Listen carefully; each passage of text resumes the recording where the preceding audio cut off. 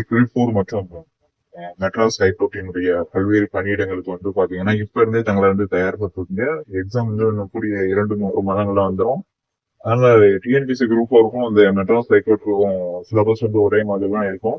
அதனால நம்ம வந்து கடினமான பகுதியில இருந்து பார்ப்போம், எளிமையான பகுதிங்கிறது பின்னாடி பாத்துக்கலாம்.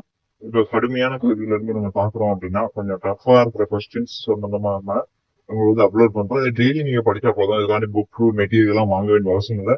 டெய்லி எங்க சேனல் வீடியோ போடுங்க. கூடிய விட பிடிஎஃப் லிங்க் வந்து கொடுக்க ஆரம்பிச்சிருவோம்.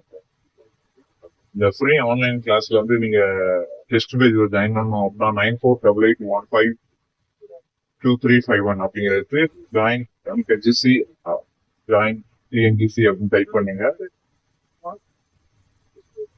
இரு உலக போர்களுக்கு இடையில் உலகம் அப்படிங்கிற டாபிக் 10th ஹிஸ்டரியில செகண்ட் பாடத்துல இருந்து நாம பார்க்கலாம்.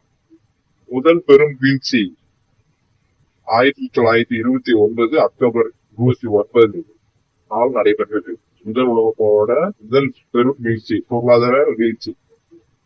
தங்க மதிப்பீட்டு அலகு என்பது ஒரு நாணய முறை.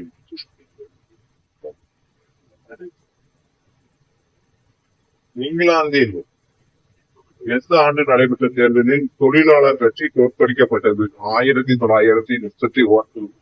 நாங்க டெய்லி வந்து ஒரு 25 கொஸ்டின் வந்து புக்ல பண்ணி எது இம்பார்ட்டன்டான கொஸ்டின் அப்படிங்கிறத நம்ம வந்து கொடுத்துறோம்.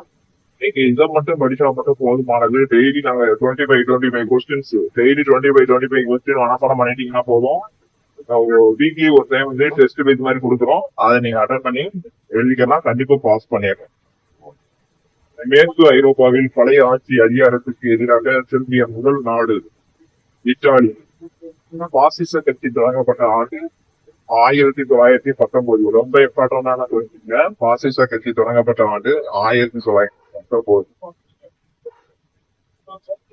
இரும்பு வேலை செய்பவரின் மகனாக பிறந்தவர் முசோலினி. இரும்பு வேலை செய்பவரின் மகனாக பிறந்தவர் முசோலினி.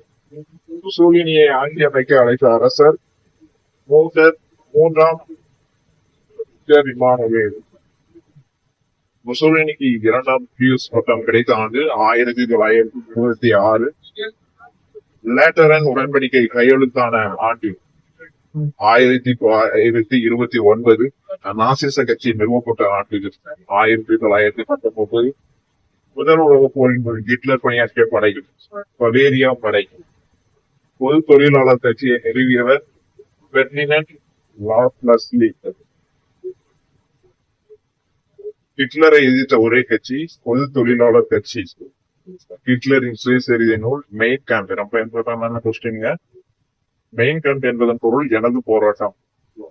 ஹிட்லர் சான்சிலராக மத்திய அமைச்சராக பதவியேற்ற ஆண்டு 1923.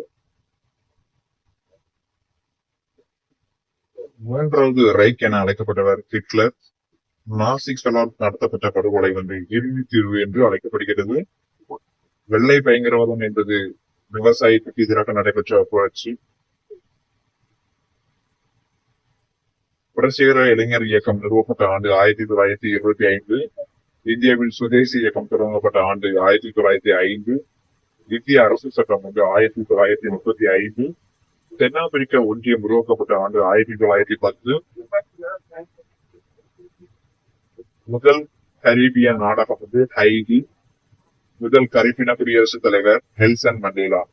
நாங்க டெய்லி நேற்று ஒரு 25 கொஸ்டின் வந்து கொடுத்தோம். இன்னைக்கு ஒரு 25 கொஸ்டின், டோட்டலா 50 கொஸ்டின். டெய்லி கொஞ்சம் கொஞ்சமா நீங்க அப்படியே நாங்க கொடுக்க நீங்க அப்லோட் பாத்துக்கிட்டே வந்தீங்கன்னா கண்டிப்பா பாஸ் பண்ணிடலாம். தமிழுக்கும் இதே மாதிரி 25 கொஸ்டின் வந்து நாங்க அப்லோட் பண்றோம். தமிழுக்கும் நாங்க 25 கொஸ்டின் வந்து அப்லோட் பண்றோம். மறக்காம நம்ம சேனலை சப்ஸ்கிரைப் பண்ணிக்கங்க.